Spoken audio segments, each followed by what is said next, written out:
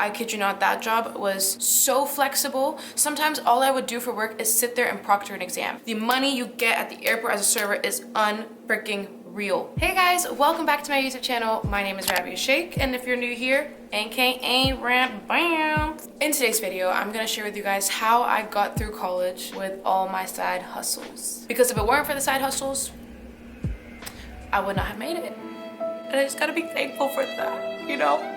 And maybe these side hustles that I had are some tips that you can do, because anything is possible.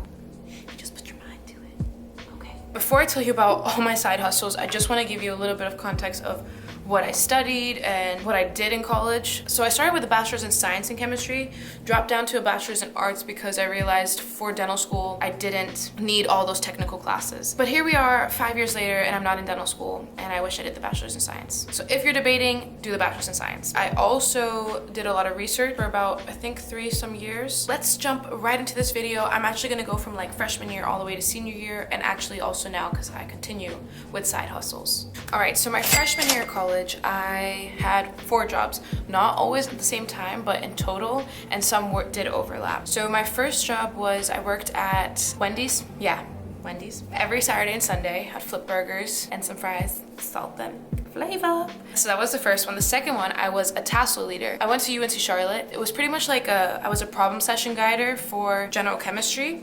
So I did about, I think maybe 3 to 6 hours a week for that. So that's about like $30 to $60 extra a week. And that also looks good on your resume. I actually stopped working at Wendy's, I think a few months into my second semester, because it was just getting a little too much for me. And then I also found a better job opportunity, so I started working at a catering company in Charlotte. Best impressions, go BI, go BI. That one, I actually loved working at BI because it was a lot of college students. You would make like, I think $100 or $150 a day, but you worked those hours. Like I would work 10 to 12 to, it could be sometimes 13 hours a day. So it was like either all day Saturday I'd work or all day Sunday. When I say like all day, like I would start at 1 p.m. in the afternoon and work till like 2 or 3 in the morning. We would cater wedding events, which were my absolute favorite. So weddings, some really important museum events. It was so cool. I really enjoyed that job a lot. And also the best part of it, whatever was left over from the events, we got to take home. And so as a broke college student, like catered food, I kid you not, I worked there for quite some time just because I love the atmosphere. That is if you can handle working that many hours in one day. So on top of all this, I would also babysit every so often. It wasn't very regular. Babysitting is, if you can keep babysitting and you keep your regular clients, you are good to go. Because sometimes they'll give you like a little extra tip.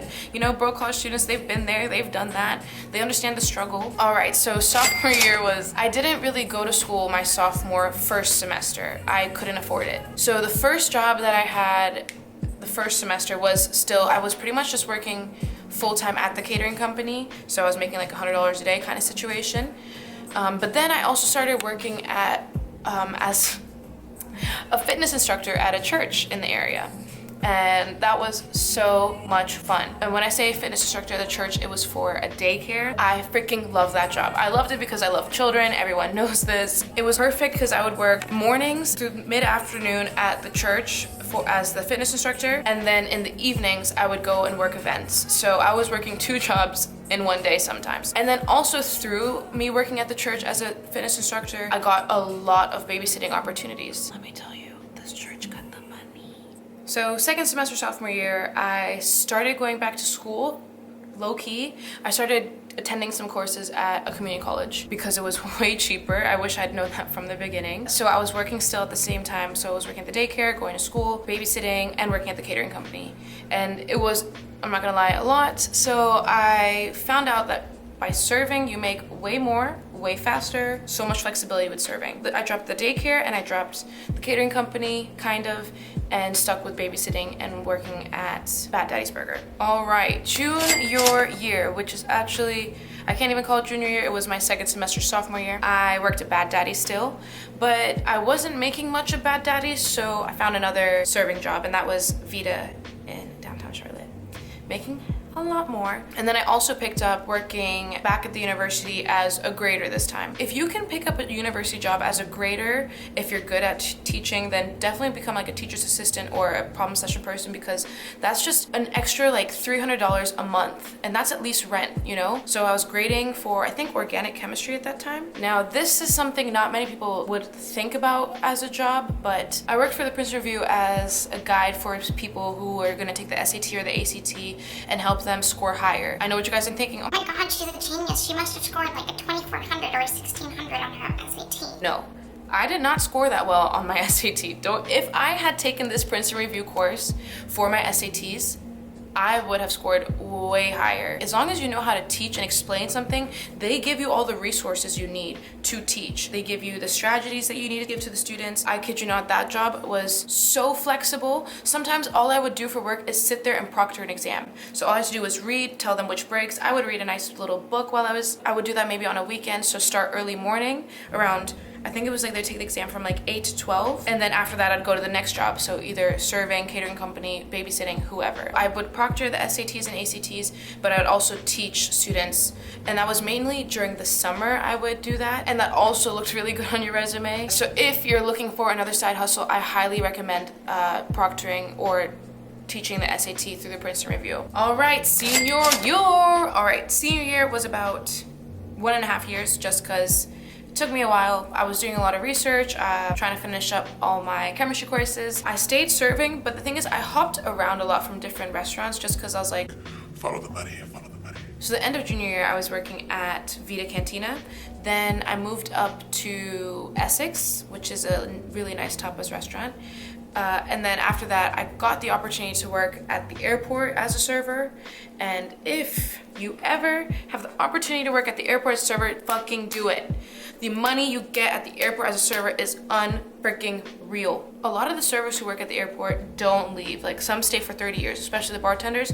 They get the shmoneys. Minimum $250 a night at the airport. The most I think I ever made was 4 or 5, maybe 600, I can't really remember. And that was like on a really, really good day. I think I'd work about max 3 days a week, so usually the weekend, so Thursday, Friday, Saturday. And since I was earning a lot more by working at the airport, I dropped a few other jobs. I was slowing down with the Princeton Review, but still would proctor every once in a while. I was definitely still grading because I would do that throughout the week. So those were all the side hustles during my senior year. Now, what side hustles am I doing now? I just believe in a side hustling. I don't know. I don't like having just one source of income because, for example, now we're in a pandemic and I haven't worked at this coffee place for a month, but thankfully I had 2 other sources of income while we were in a pandemic. When I first moved to the Netherlands, I was working for music festivals, so I was just working as a bartender for music festivals, like during the weekend. Once the summer started again, I started working 1 at this coffee place and 2 at another kind of restaurant, really cool outdoor. It's called the Achtertuin here. And then when school started this year, so in September, I started working still at Coffee Lab about 3 days a week, working for my university as the activities coordinator at the Green Office, and that's 8 hours a week. And then I tutor twice a week for about total 3 hours a week. Those are my current 3 streams of income at the moment. I know some of you guys are thinking probably YouTube is another side hustle, but I'm not making money from YouTube yet, you know? Hopefully it will become a side hustle to help your girl get up there so I don't have to have any more side hustles. Just kidding. Always have a side hustle. I think those are all the side hustles that I've had for the past 5 years. Can't think of anything else. If there's anything you can get out of this video is have a side hustle. Have that extra flow of income in case one drops. If you have any questions on how to become a Princeton Review tutor or teacher, or how to get involved with tutoring, don't hesitate to ask. Write down in the comments. I also want to hear if you have any side hustles, because maybe I can drop one of mine and pick up another side hustle. If you like this video, don't forget to give it a thumbs up and subscribe to my channel. If you want some more of these videos, also let me know. And I'll see you guys in the next video. Bye, bitches.